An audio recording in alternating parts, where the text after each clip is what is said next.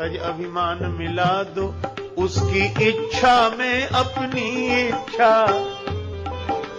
यही भक्ति का भाव है प्यारे, यही भक्ति का भाव है प्यारे, सूत्र यही मुक्ति का है। जिसको हम परमात्मा कहते ये सब खेल उसी का है। जिसको हम परमात्मा कहते ये सब खेल उसी का है। मित्रों, शरद नवरात्र के पावन अवसर पर आप सभी को हार्दिक शुभकामनाएं। नवरात्र क्या है? माँ आदि शक्ति की पूजा के दिन, उनसे प्रेरणा लेने के दिन, नारी का भारतीय धर्म में, भारतीय समाज में क्या स्थान है उसे याद करने के दिन। नारी सशक्त हो तो शुभ ही शुभ, मंगल ही मंगल। चैत्र नवरात्र पर माँ आदि शक्ति की 9 दिवसीय पूजा का फल होता है रामनवमी, भगवान राम का अवतरण। इसी तरह अब जो शरद नवरात्रि चल रहे हैं, इनमें 9 दिवसीय माँ आदि शक्ति की पूजा का फल होता है विजयदशमी, रावण जैसे राक्षस से मुक्ति। यही धर्म का सत्य है। बिना नारी को सशक्त किए, बिना आदि शक्ति माँ भगवती के आप अधर्म पर विजय पा ही नहीं सकते, धर्म की जय हो ही नहीं सकती। आगे बढ़ने से पहले मित्रों, अगर आपने इस चैनल को अभी तक सब्सक्राइब नहीं किया है तो सब्सक्राइब भी अवश्य कर लें। चलिए मित्रों, अपने विषय पर आते हैं कि जिसमें अपनी इच्छा की प्रधानता हो वह काम है। जिसमें अपनी इच्छा की प्रधानता हो, इच्छा का नाम ही कामना है और इसलिए काम का नाम है मनोज। मन से जो उत्पन्न हो, तो जो मन से कामना उत्पन्न होती है वह तो काम का ही स्वरूप है। तो जहां अपनी इच्छा की प्रधानता हो वहां काम है, और जहां अपनी इच्छा अपने प्रेमास्पद की इच्छा में मिला दी जाए, बस उसका नाम प्रेम है। शरद नवरात्रों पर अक्सर भारत भर में रामलीला का मंचन होता है। कला अदाकारी के माध्यम से जनमानस को मर्यादा पुरुषोत्तम भगवान राम से जोड़ा जाता है। भगवान राम के अवतरण से लेकर अधर्म के प्रतीक रावण के वध तक रामलीला चलती है। धर्म द्वारा अधर्म पर विजय, राम द्वारा रावण का वध, इसे सदा से ही एक उत्सव के रूप में भारत की धरती पर मनाया जाता है।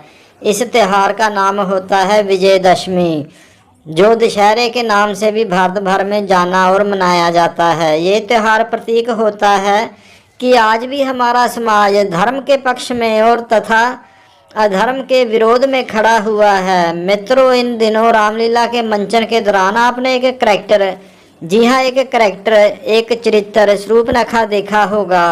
पूरी रामायण में 2 ही नारी पात्र अहम माने गए हैं। एक है माँ भगवती, माँ सीता, तथा दूसरा रावण की बहन शूर्पणखा। माँ सीता आज भी भारतीय नारी में आदर्श मानी जाती हैं, पूरे भारतीय समाज में पूजनीय तथा वंदनीय है। वहीं शूर्पणखा, क्या किसी का नाम सुना है आपने? शूर्पणखा अपनी जान पहचान में, अपनी रिश्तेदारी में क्या किसी का नाम आपने रखा हुआ सुना है? शूर्पणखा। मित्रों, उत्तर प्रदेश में अपने नाम के साथ गर्व से रावण जोड़ने वाले एक MP हैं, रावण। मित्रों, उत्तर प्रदेश में अपने नाम के साथ गर्व के साथ रावण जोड़ने वाले एक MP हैं, MP साहब। अगर उनकी बहन को शूर्पणखा कहेंगे तो बवाल हो जाएगा। अब शूर्पणखा किसकी प्रतीक है हमारे समाज में, तो आप बिना कहे भी समझ ही गए होंगे। क्या आप अपनी बेटी अथवा अपनी बहन को शूर्पणखा को फॉलो करते हुए स्वीकार कर पाएंगे? अगर हाँ, तो फिर रावण की तरह कुल नाश के लिए तैयार रहिए। यदि दंडकारिणी में तुम दोनों की चिता न जला दी तो मेरा नाम शूर्पणखा नहीं। रामायण में जहाँ सीता त्याग के रूप में प्रसिद्ध है, तो शूर्पणखा भोग्या के रूप में। माँ सीता जहाँ एक पल में राजमहलों का सुख त्याग कर वन में पति के साथ जाने को तैयार। वन में जाकर भी जब रावण जैसा सोने की लंका, हाँ जी, सोने की लंका रखने वाला रावण जब साधु वेश में आकर उन्हें हर कर लंका ले जाता है, तो माँ सीता उसके चेहरे तक को देखना गवारा नहीं करती। जाके हृदय राम बसे हैं, फिर उनके हृदय में कोई और कहा, वही शूर्पणखा, वो भोग्या।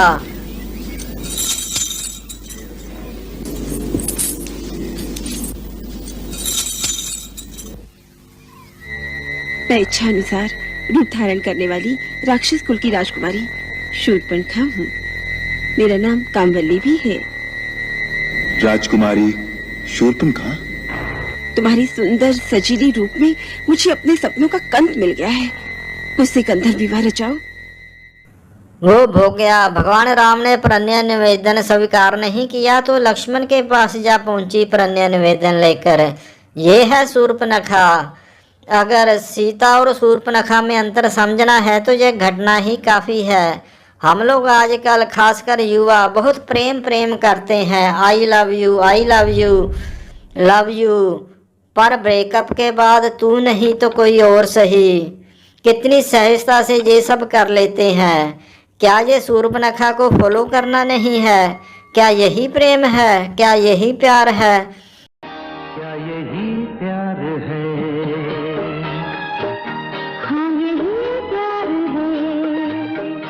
ऐसे प्यार को पाकर क्या शादीशुदा जिंदगी जी जा सकती है? शादी के बाद खुशमय जीवन जिया जा सकता है? एक बार सोचिए जरूर। भोग्या बनते और शूर्पणखा की आइडियोलॉजी को फॉलो करते करते आप कितने रिश्ते खो चुके होते हैं। हर भाई रावण की तरह नहीं होता। भाई ही क्यों, आप अपने पिता के प्रेम उससे भी तो दूर जा चुकी होती हैं। बेशक शरीर की जरूरतें पति ही पूरा कर सकता है, पर प्रेम वो तो अलग ही सुख देता है। भाई का प्रेम, पिता का प्रेम, आप कितना कुछ खो चुकी होती हैं शूर्पणखा को फॉलो करते करते। हो सके तो अपनी इस राक्षस वृत्ति पर कंट्रोल करने की कोशिश करिए। यही युवाओं से निवेदन है। सामान्य व्यवहार, सामान्य प्यार अपनों का, वो भी जीवन में उतनी ही महत्वता रखता है, वो भी जीवन में उतना ही आवश्यक होता है। इसे समझिए। 5-10 मिनट की कामुकता के सुख की चाह में कितना कुछ खो बैठते हैं हम। प्रेमी हो अथवा पति, कभी सीता जी जैसी मर्यादा समर्पण उसे अपना कर तो देखें। जो असीम आनंद अथाह सुख की अनुभूति होगी उसकी आपने कल्पना भी नहीं की होगी। यहाँ पानी और खोने दोनों ही अवस्थाओं में असीम सुख है। वो सुख जिसकी तलाश में मनुष्य ताउम्र भटकता रहता है। मित्रों, मर्यादित जीवन जीने की आदत डालें। नवरात्र पर माँ आदि शक्ति के 9 रूपों की पूजा की जाती है। पूजा उसकी ही की जाती है जिसे आप बेहतर मानते हैं। नारी है तो सशक्त बनिए, ये दुनिया आपके कदमों में होगी। समाज में अधर्म पर धर्म की विजय का मार्ग नारी ही तो है। बिना उसके पूजन, बिना उसे सशक्त किए आप अधर्म के प्रतीक रावण पर विजय प्राप्त कर ही नहीं सकते। ये हमारे समाज को समझना ही होगा। शूर्पणखा नाककटी बनकर कहाँ आप सुख पाएंगी, कहाँ सम्मान पाएंगी आप?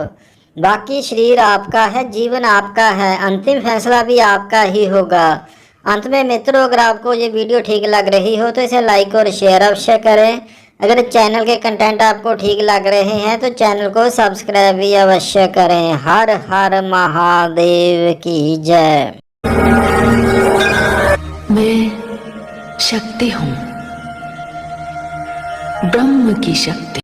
ब्रह्म निराकार है, मैं उसकी साकार शक्ति हूँ।